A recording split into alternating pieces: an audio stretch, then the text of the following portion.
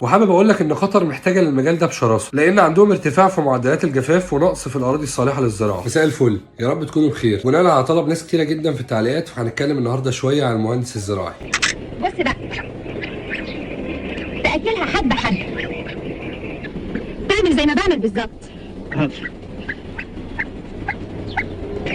والمهندس الزراعي ده بقى هو الجوكر، وبيستمد اهميته من وجوده في اهم قطاع على الكوكب. المهنه دي بجد حيويه جدا. المهندس الزراعي بيشتغل في حاجات تفاصيلها ما بتخلصش، زي الاشراف على عمليات الزراعه والري والتسميد، وكمان مكافحه الامراض والافات. اي حاجه في العمليه الزراعيه هي من تخصص الراجل ده. المهندس الزراعي كمان ممكن يشرف على تربيه الحيوانات زي الابقار والاغنام والدواجن، وكمان بيشتغل في معامل البحوث الزراعيه اللي بتشتغل بدورها في تطوير كل شيء يخص العمليه الزراعيه تقريبا. وكمان بيشرف على انظمه الري بتفاصيلها العميقه جدا، ويقدر كمان يعمل هيكل كامل لتخطيط واداره المشاريع الزراعيه الكبيره. ده حتى يا جدع المهندس الزراعي بيشرف على عمليات الانتاج والحفظ للخضار والفاكهه في المصانع. من الاخر يا جماعه، الراجل ده مهم